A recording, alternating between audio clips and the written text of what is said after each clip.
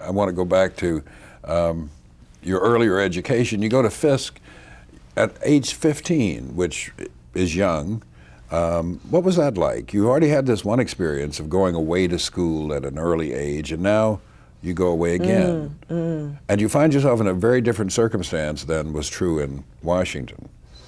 Well, in each case, my actions are the result of pushy parents, pushy black parents, and I'm grateful to them. Fisk was an exceptional experience. I was too young, really, to know the full scope of what I had access to, of the extraordinary historical context in which I had been placed. But I wasn't so out of it. I mean, I knew that there was something special about going to a library where Arne Bontemps was the librarian. I knew when I first stood and looked at murals done by Charles White that I wasn't just seeing ordinary stuff. And because the woman, the marvelous African-American woman in charge of us all as these young entrants, Margaret Sims, had such a sense of the moments in which we were being placed, I think I did gain an enormous amount from that Fisk experience. And from Fisk, Oberlin. Why Oberlin particularly? Very easy to explain. Toward the end, well, in the middle rather, of that year at Fisk in January, my father died. And I was my daddy's baby girl. It was the greatest tragedy that I had ever known. And out of an interest in healing and feeling family, I decided to go to where my older sister was. And my older sister was at Oberlin. And so I went to Oberlin, and it's from there that I graduated. So you go to Oberlin, and that's a different and new experience. What's Oberlin like? Cold and white. And rural. And rural. And absolutely fantastic.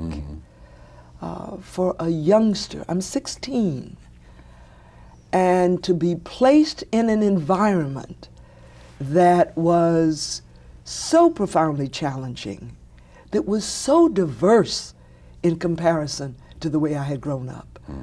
I think I may have written somewhere that, you know, growing up in Jacksonville, if someone had asked me about religious diversity, I thought that would mean, are you AME or CME or one of the Baptists? Right. But that I would now go to school with individuals of the Jewish faith, of the Islamic faith, with folk who were of Hindu faiths. I mean, this was startling for a young Southern black woman. It was also a place that was deeply challenging intellectually. And I don't want to in any way imply that Fisk was not. One of my strongest memories of Fisk is that I was intellectually set afire in that place. But Oberlin did nothing to put out that fire. In fact, it simply fanned it. They were good years for me, and I've always felt particularly fortunate to have had both the experience of a historically black university and of a major, outstanding, small liberal arts college. Liberal arts also suggest, at least at Oberlin in this period, a kind of political liberalism that you're not likely to have found at Fisk, or I didn't find at Morehouse in the same period, a kind of a interest in a larger world, not to say that Fisk restricted that interest, but a different kind of political liberalism. Oh, did you find that? And absolutely. Did it challenge you or shake you in any way? Oh, very much so, and I'm sure much to my mom's concern, I fell into it. Oberlin was a place that it seemed to me questioned everything. And I loved to question. And so Oberlin began to feed that.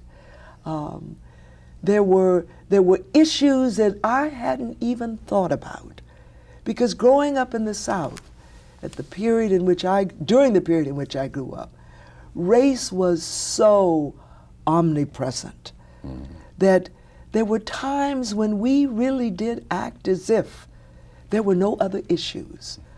Oberlin presented me with a smorgasbord of issues and of organizations to respond to those issues. So it was a place of great political agitation, and I absolutely fell right into it. Did you feel in any way, torn, that here's something new to me, I'm engaged in it, I'm interested in it, I want to jump into this, but here are these old racial concerns that seem so important and remain important. How did you begin to sift through these, A, B, C, D? Well, I think because Oberlin had such a long history and tradition of addressing the race question, it was possible for me to move within a larger sphere of political activism without feeling I had to give up the race question. Certainly the place where I put most of my energies at Oberlin was on the so-called Interracial Committee, or the Committee for Interracial Relations, whatever it was called. But the point is that that issue was now being addressed not just by black folk, but by all kinds of folk, and being addressed in a context that suggested that there were parts of the world, like in Africa, like in South Africa in particular, where similar kind of issues existed. I remember for the first time really being introduced to a place called Brazil. How could I have been that old and yet not have understood some of the intriguing complexities about the race question in Brazil?